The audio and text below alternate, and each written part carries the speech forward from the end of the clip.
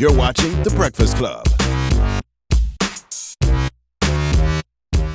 Morning, everybody. It's DJ NV Angela Yee, Charlamagne the Guy. We are The Breakfast Club. We have a special guest in the building, Vicente Fox. Hola, señor. Hola. Good morning, America. Good morning. How are you, sir? I am fine, except it's raining, cold here in New York.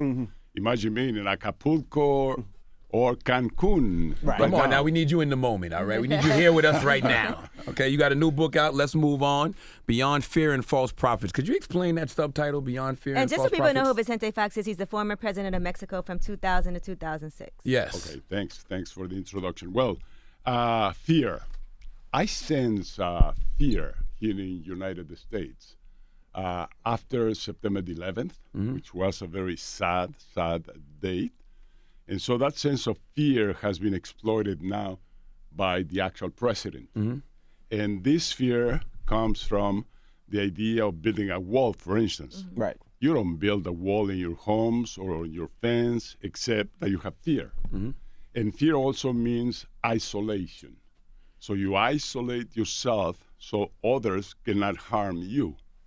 But that's totally off the actual times in the world. Today, the world is global. You don't see anymore such intense borders around the world like you don't see in European Union that is totally open for all of them. So we must move on further and away from fear and from false prophets. False prophets is a manner of describing what we have suffered in Latin America throughout the whole of the 20th century. False prophets that come and promise, false prophets that they come and say they're going to fix everything, false prophets that promise a nirvana world which does not exist. And so what we need is real, actual, compassionate leadership that has the capacity to bring love to people, to bring unity, to bring in hope for humankind, because we're on the move, building a much better world on this 21st century. So what do you think about Donald Trump? I guess you're not too particular, too fond of him. I think I described them, no? Yeah. Right, False by prophet. what I said. No, I think, businessmen should stay in business. Or if you want to be a politician, you should start learning about how politics work. I went through that experience myself. I was the leader of the Coca-Cola company for Latin America. And I knew pretty well how to manage the Coca-Cola company to be successful. But when I moved into politics, it was difficult for me, believe me. Took me years to adapt to a new situation where you don't command as you do as a CEO.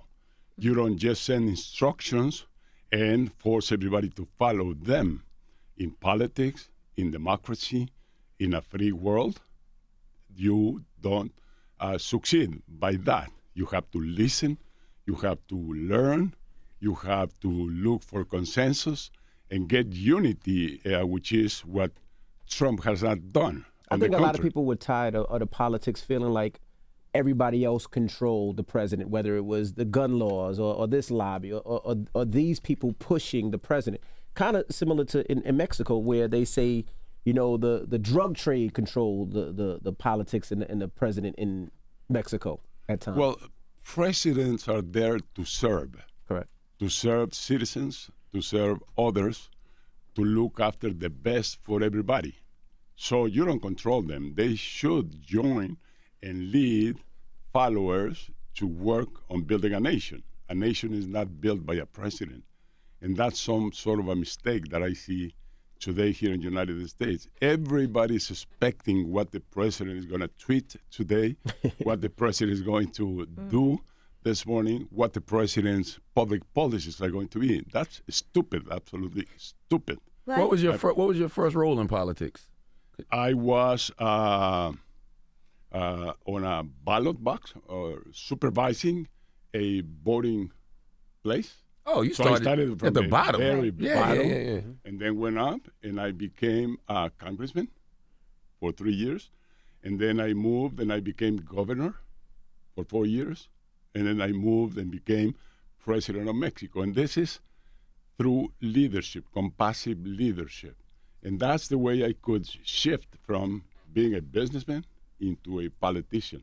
But it took me a long way to learn everything about politics. So when I became president, I had 6 years of experience in Congress and 4 years of experience with a governorship. Don't you think it's strange that Americans are so willing to elect officials to the highest office in the land that have no political experience? Unfortunately, yes, that's what is going on. More is a TV show where those that are more have a better appearance that they win, or it's not the in-depth discussion of issues.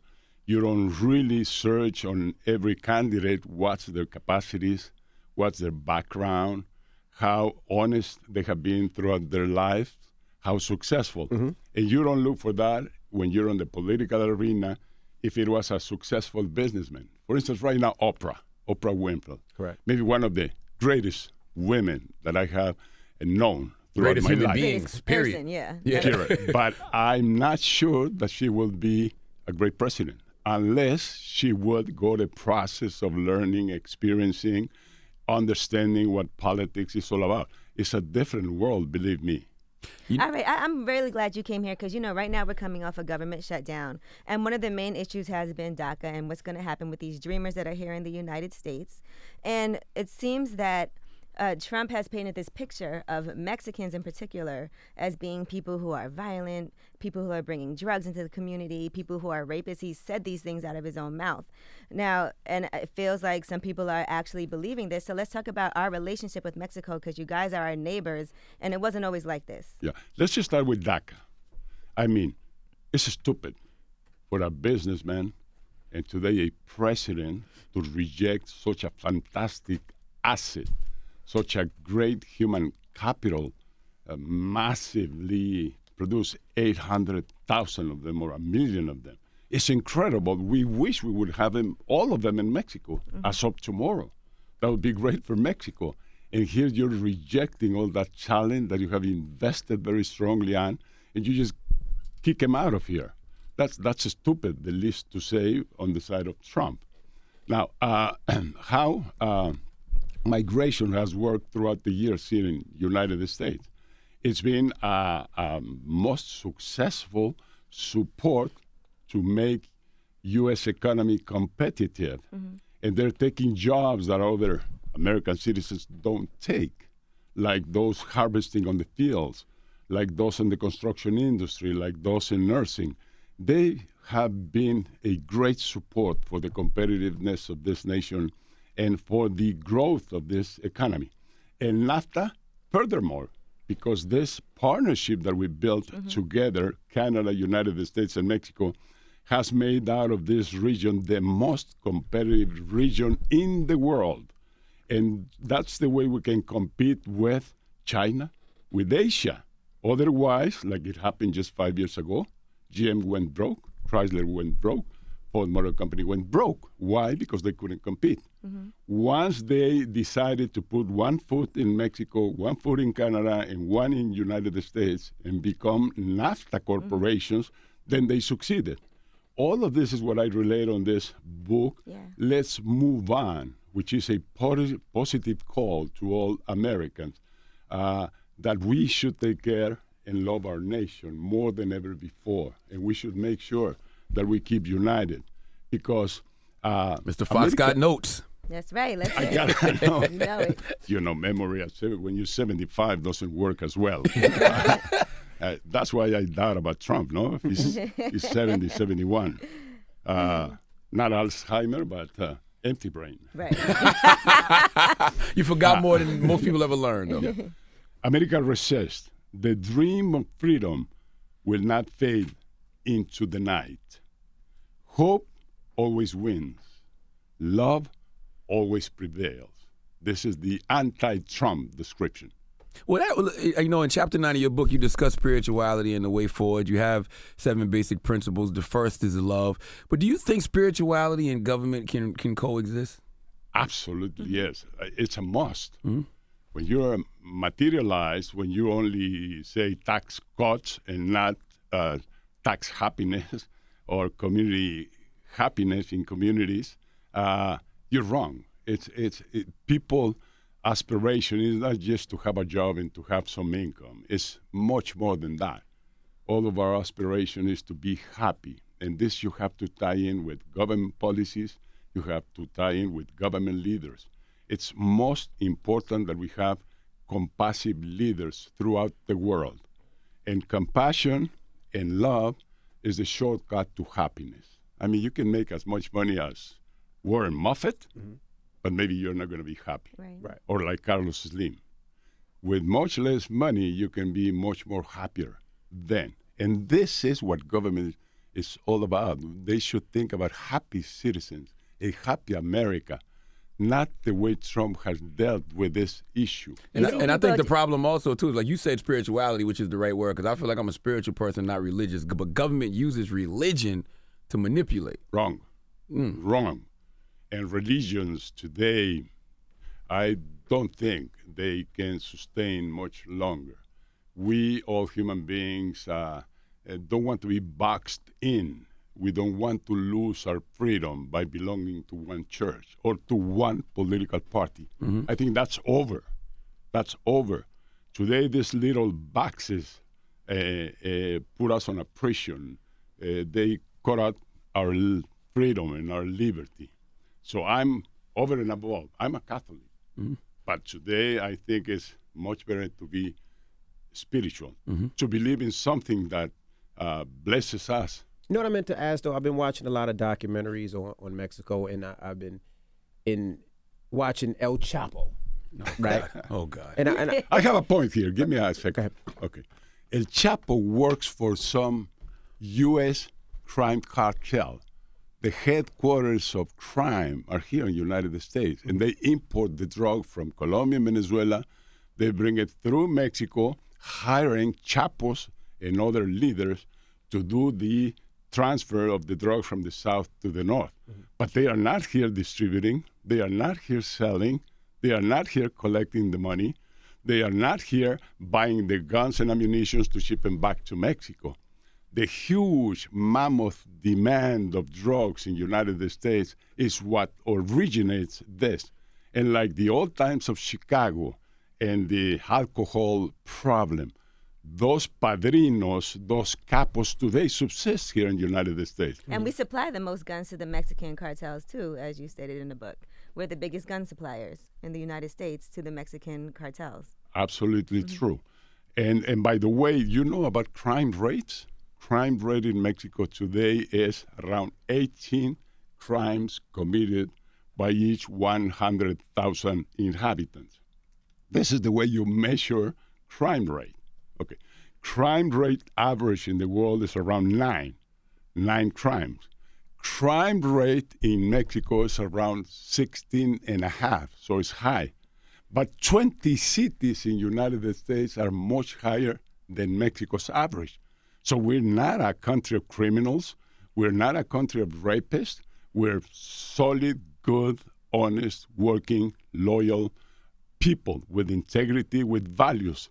And that's the kind of people that has come from Mexico to the United States. Right. Not what Trump describes. Most of the Absolutely undocumented different. immigrants here actually are hardworking people with jobs. They're not criminals. They're people that are going to work every day and making money and supplying for their families. But is there any truth to the drug lords controlling government in Mexico at all, or having a strong influence on what goes on? Well, it happens, yes, at high top levels. But I ask a question here in the United States. Where is the DEA? Where is the CIA?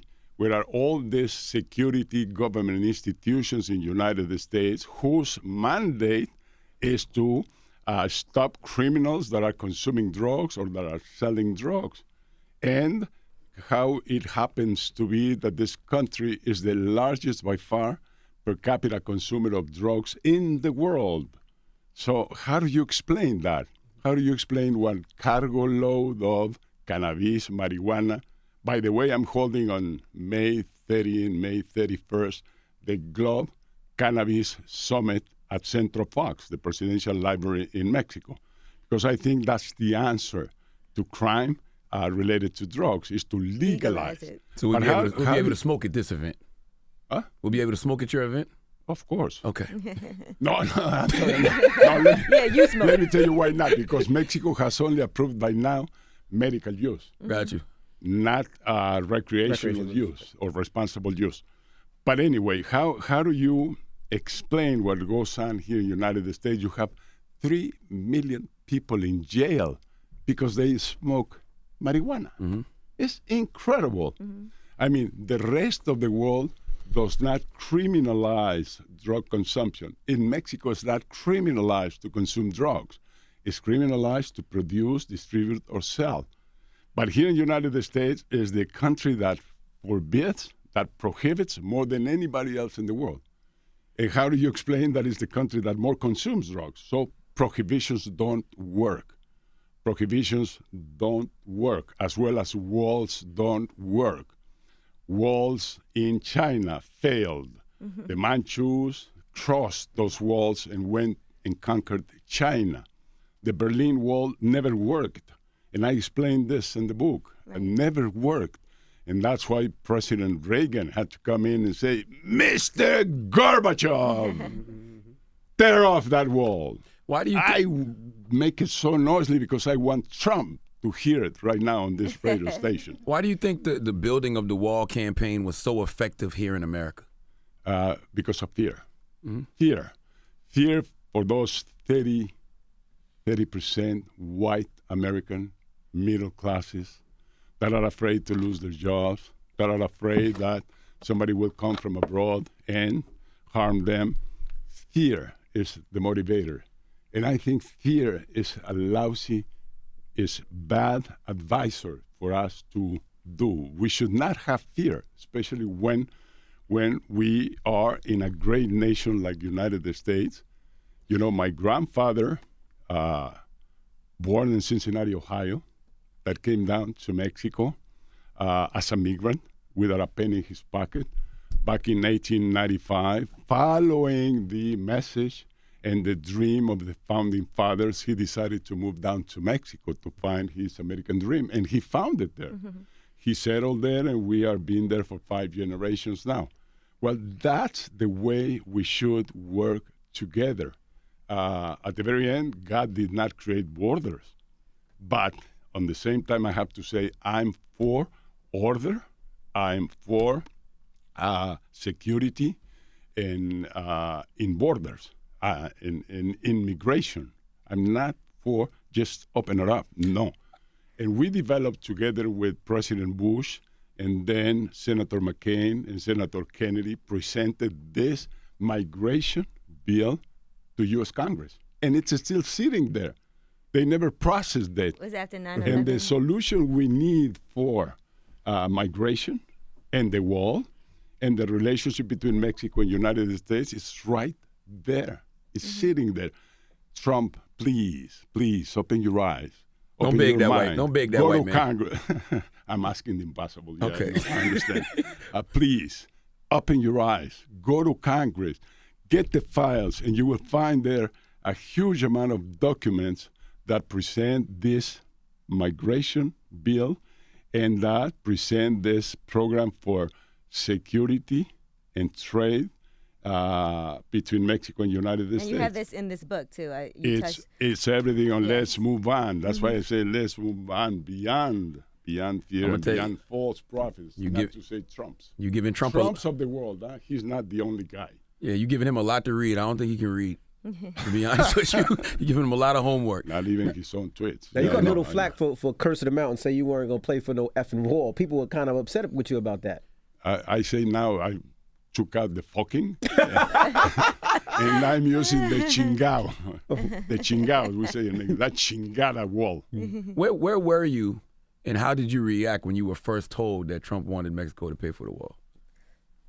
Where was I? At your home in San Cristobal in the state of Guanajuato, this beautiful place where my grandfather came in back in 1895. And I heard about it, but what shook me up and when he said Mexicans are rapists, Mexicans are criminals, Mexico sends us And that's a stupid, aggressive way of saying Mexico sends us the worst people. I mean, we have never said that of an American, of a U.S. citizens. There's hundreds of thousands of U.S. citizens around the world that migrated to other nations because they are looking for the dream. We have hundreds of thousands of them in Mexico. We have them in San Miguel de Allende, this most beautiful town in Guanajuato. We have 36,000 U.S. families living there.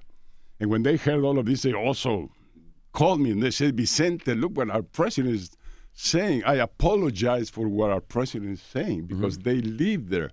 Those 4 million Americans that go to Cancun every year, they say the same thing. We come to Cancun, we don't see the violence here.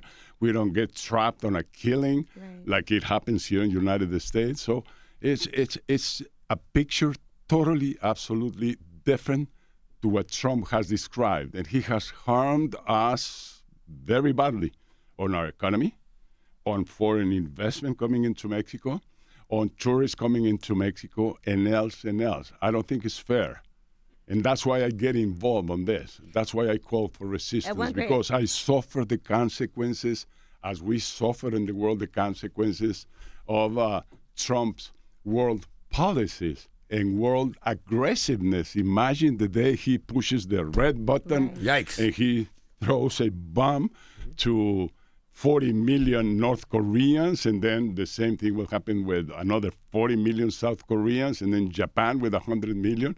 And what would happen here is it's stupid to think about war when you should be thinking about peace, good relations in the world, respect United Nations. United Nations was created by United States, is the founder of the United Nations, this nation. And now Trump wants to withdraw, wants to get out of United Nations.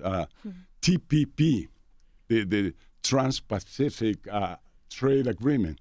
He kept out United States. Well, United States is going to be the losing economy because China's there. China's right. China will assume the leadership of this 20 nations that we decided to work together, building a better world, building a world with more access to happiness, to stability, to love, to care.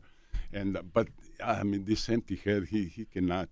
I mean, he comes through one ear and goes out on the other ear.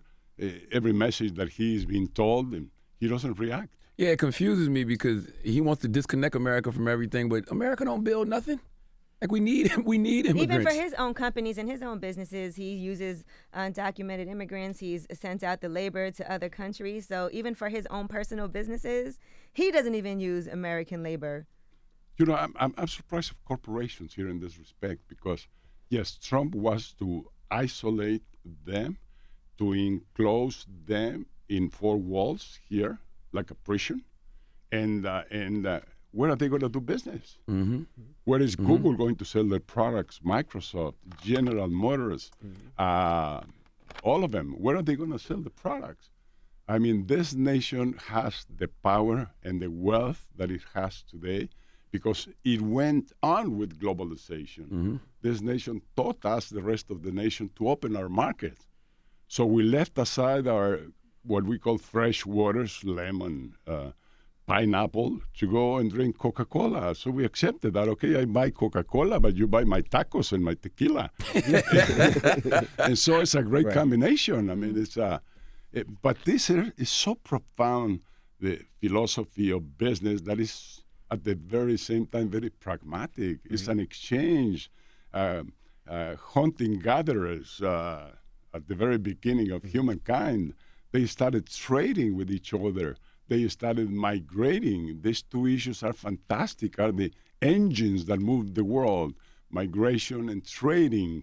And this is why I have a full chapter on the book around these principles, why trading is a win-win situation. I asked Trump, what about India? India has on this IT sector of the economy, information technologies, millions of Indians working on back offices for U.S. corporations, working on IT services for U.S. corporations. This is millions of jobs that this nation has lost. And nothing is said about India. It's only said about Mexico. Mm-hmm. China's surplus with the United States is 350 billion, and nobody talks about that. Every figure in every nation's economy has a surplus compared to United States. But United States business is not making a surplus. It's not gaining on trading. It's opening doors for investment and profiting from investment. And it's open markets for U.S. corporations to come in.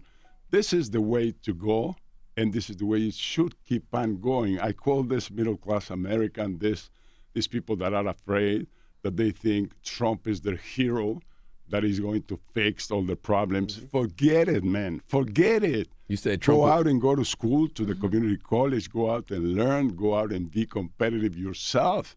Don't expect anything from Trump. He's not going to deliver. Believe me, he's not going to deliver. You said he was selling bullshit wrapped in the American flag. Sí, señor. It's a taco. That's a description of a taco, of a harmful taco. Now, also in the book, you say the wall isn't going to stop the desire for drugs or cure the illness that is addiction. So what needs to be done to end those desires? Legalize. Let people decide what they want. Let people decide what kind of health they want to have. We all know that drugs are harmful. Alcohol is harmful. Cigarettes and smoking is harmful. But people decide. I mean, whether you take care of yourself or you do not. You mean the hard drugs too? Government will never do the job for you. Governments will never be efficient on prohibitions like it happened with alcohol. I mean the hard drugs as well, because some of those drugs people can't get off. Cocaine, heroin, cocaine, crack. heroin. They just, they're so addictive that these kids out here strung out. Well, that's the scary part. part. Opioids, which are manufactured here in this nation. Mm-hmm. And Trump says, I'm going to stop opioids. No more opioids for nobody here. Mm-hmm. That's because white people Jesus, deliver, Trump. Please deliver. How are you going to do it? Yeah. Maybe you have it at home. Mm-hmm. Some opioid consumers or drug consumers or in the White House. Who knows? I know, for instance, that in Google and Microsoft, about half of the people do have a small cigarette. To be calm, to be smart, it helps, like having a tequila. One tequila is great for your health, and one tequila gives you those capacities that maybe you don't find somewhere else. What's your favorite tequila? Moderation is the right word to use here. Do you have a favorite tequila? Tequila? Yeah, do you have a favorite? Every day. Okay. Patron. Patron? Oh, really? Patron, okay. I thought you were going to say Casa Dragonis or something. We like Casa Dragonis. I'm an agave producer. I do have couple of hectares producing agave. Mm-hmm. Agave, the fruit or the plant for making the tequila. Great drink, huh? I love tequila. No headache, no hangover. None. Yeah, no hangover. Are you telling me it's health benefits to tequila? Yes, one a day, yes. Really? One little cup a day, yes. One shot a day? One shot a day? One shot. Yeah, they're saying as far as liquor Moderation. goes, tequila is supposed to be out of all of them the best for you. So. And if you have it with a taco, much better. I mean, an enchilada. I love Taco Tuesday. Don't threaten me with a good time. And anybody that is listening to me, please come to León, Guanajuato, in Mexico, Centro Fox, first presidential library outside of the United States. We're a think tank. We're very serious. That's why we wrote this book. Mm-hmm. That's why we come up with public policies. That's why we have this huge global summit on cannabis next May. And that's why we work on trying to build a better world. Mm-hmm. Right. And Marta and I were so happy, so full of joy. When you do things for others, when you give, you get much more return. And this is a lesson that I hope Trump listens. It's not for me, just not gaining for me and more for me and my family. No, it's do for others. Mm-hmm. And you multiply your wealth and you multiply your happiness. Now, you talk about an immigration plan that was developed before 9/11 that was never implemented because then 9/11 happened. So, and that's a plan that we could benefit from now. Yes. So what do you think is a way that we can actually get everybody here who's undocumented to get their status and make sure that people don't get sent home, the dreamers aren't sent back? Well, the real problem is we're reacting late because we have never dealt with the issue seriously. Mm-hmm. 15 years ago, President Bush, myself, Senator Kennedy, Senator McCain, me, but them presented a bill to U.S. Congress, which was a reform on immigration and dealt with all the different facets or issues around migration. It's very, very solid. Right. And it brings an answer to what we're discussing. It speaks about those 11 million at that time illegal, undocumented Hispanics here in the United States. It talks about them, their families, their job. It talks about the need of this nation, and it still subsists. This nation has to import 500,000 labor workers to do what you don't have enough people here. We talk about unemployment, but on the other side, employment has to be connected with talent, with skills. So the unemployed is because he doesn't meet the skills or the talent needed. These people that is following Trump, they don't match on the need of skills of today. If they would have the skills and you get them in 1 year or in 6 months in a community college, you get those skills and there are jobs for that. This country lost about 30% of all its manufacturing jobs, but it gained 50% more jobs on high technology, on information technology. So manufacturing jobs are being replaced by technological jobs. Manufacturing jobs are being replaced by robots. It's not Mexicans, it's not we that are taking these jobs away. Please, American citizens, American people, that's not true. We're not taking jobs away. We're working with you to be competitive, to gain markets around the world in front of China and European corporations that are very competitive and very smart. So only together, building NAFTA corporations, United States, Canada, and Mexico, we can be competitive and we can conquer the world. I love how you're clearing up a lot of misconceptions about Mexico. You also tweeted to Donald Trump that the violence and killing in Mexico is due to the insatiable drug consumption in the U.S. Mexico is in the middle of the production and the consumption. Don't make the fool out of you blaming everyone else. So is it the U.S.'s fault? You said it. It's consumption in the U.S., okay, not U.S.'s fault. U.S. is a great nation. And it's not going to be harmed even by the Trumps of the world. It's a great nation, the greatest nation in the world. So America is already great. And I'm totally for a great America. Mm-hmm. What I'm not so much for is this America first, which in a way is a selfish, it's an isolating call for people. America here, within 4 walls, and let the rest of the world solve their problems. Well, this guy has to know that 80% of all Nobel Prizes are from abroad. Only 20% are from the United States. The brains that have constructed the technology industry here in America is coming from abroad. So Black Americans. Yes, sir. You contributed so much to this nation, and you have not got your return yet. Oh, we know. And, I know. And but you've done so much for this nation that it has to be recognized. It's only fair and just that it's recognized. And but that's why this I'm guy overcharging the white like, man. I mean, anything that is not white, he doesn't like. Mm-hmm. And he doesn't like Muslims, and he doesn't like brownies from Latin America. He doesn't like other people. I mean, it's not fair that this nation built by migrants of all colors, migrants, now is discriminating. Now has become a racist government, White House, not the nation. Right. This nation is lovely. It loves people from around the world. You go to Africa and whatever is needed, some compassion and some help, an American citizen is right there doing it and investing money, investing his work. And if you want to see how poor are going to be promoted to become middle classes in Chiapas, Mexico, there's an American there. It's so warm, so compassionate people in this nation that, I mean, you don't deserve to have a president like you have today. And now you see the reemergence of the Yeah, Ku Klux Klan. You see the bullying in the schools. You see people having quote-unquote alt-right rallies. I wanted to ask you, you said, because you talked about Trump having America first, so you don't believe in Mexico first, being a Mexican? Of course, we all want to be first. Yeah. We all want to be first, but also we all want to be compassionate. Mm-hmm. And we all want to be first worldwide so that we build a better world. That's the case.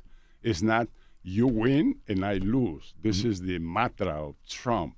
I mean, they are taking away our jobs, so we're losing. And he's a zero-sum. That's the only thing he thinks about. And his deals. Let's talk about his deals. I mean, his deals is to repress the opponent, is to destroy the opponent, and then take the win for him. That's not deals. Fair deals is you win and I win. Yeah. Right. And when have you heard Trump saying, you Black Americans or you Hispanics, I want you to win. I want you to be successful. No. I want you to be this. He's never said that. And when have you seen a football team that is successful and is a champion by only using defensive things, by only building walls and isolating? You have to open, you have to compete, you have to go for it, aggressively going ahead. Even in golf, you don't win in golf if you don't hit the ball hard enough to get it in the hole. It's competing is a win-win situation, which he doesn't understand. What did you think about when the previous president invited him over after all the things that he said with Mexico? Invited him to Mexico. Stupid. My dear President Peña Nieto, he made a big historical mistake because at that time, Trump was a nobody. But that gave him the opportunity to show himself as a statesman. And he came to Mexico very smiling, and he came back and started hitting again Mexico. Big mistake on the side of Peña. You said he might even been called a traitor? Did you say traitor? Today, I'm not sure, because I publicly denounced Peña Nieto at that time. Because of that? But today, I don't know. Maybe it's helping a little bit on the trade negotiations, on the NAFTA negotiations. Who knows? In the book, you say Trump never had to pay the consequence of his actions in willful ignorance. Do you think he ever will? I don't know these guys. Look at Castro. Look at Hitler. Look at Hitler decided to die before he would pay the consequences of his evil mind. Look at Chavez in Venezuela. They destroyed the nation, and God took him up to heaven, fortunately. Chavez. But he left there a guy by the name of Maduro. And it's populism, it's demagoguery, it's false prophets promising nirvana to everybody. We have to put our feet on the ground, American people. We have to put our feet on the ground. There's not one single guy that will take this nation to those promises. It's hard work every day. It's our dedication to our nation, to our family, to our community. The economy is not Trump. The economy is every one of the 300 million Americans in this land. It's you, it's me, it's everybody doing what you have to do every day, and that makes a nation great. This claim of that success in the economy is Trump's doing, I mean, that's anybody that knows a little bit about economy understand that that's not true.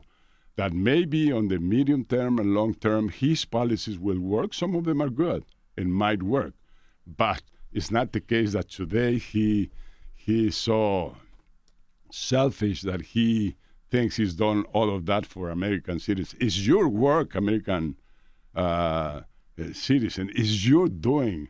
Is the universities, is the technology, is the science of this nation that makes it so big and so great. Is the values, is the ethics, is the moral values of this nation that makes it so big. That's why United States is much more than Trump. When this is all over, how do we heal the fear and anger that he's caused? Question. That's a good question because there will have to come real prophets to tell us about unity, to tell us about spirituality, to tell us about our neighbors, to tell us how do we reach happiness in this earth. And when we start that new culture of love, that new culture of hope, I come back to what I said at the beginning. The dream of freedom will not fade into the night. And it will not fade if we just keep on watching the light, having a purpose in life, and do our everyday work. Hope will always win. And what Trump says is anything else but hope. He talks about the American dream is dead. Imagine how, who can buy that from him, that the American dream is dead? The American dream is within our soul, within our heart, is within every person, not only here in America, also all throughout Latin America, also in Mexico. The American dream is something that is unbeatable, that will take us to the highest position that any human being can be. And love. All right. Well, we appreciate you. Trump loves money, loves his family, but hates everybody else. Yep. Well, we appreciate you for joining us. Thank you, And sir. being Pleasure, honest and pleasure. real. Yes. The book Pleasure. is out right now. Let's move on. Let's Beyond move Fear on. and False And Prophets. he's also running for president of the United States in the next election. So What's the salary? we're going to donate it. We need it. $200,000 a year? Or what? How much? I thought it was 100 something. about I might 100 try because about half of me is American blood, so I could try. You could do it. Yeah, there you go. I'm 75. Huh? All right. Well, you got us. I'm on the summit of wisdom. Sound like you flirting now. Yeah, Mr. yeah, Fox. yeah. Sound like you shot your shot at her. Shoot your just shot, now. yeah. Guys, come on. 75, just letting you know. Vicente Fox, thank you for joining us. Mucho gusto. Gracias. It's the Breakfast Yes, Club. sir. Good morning.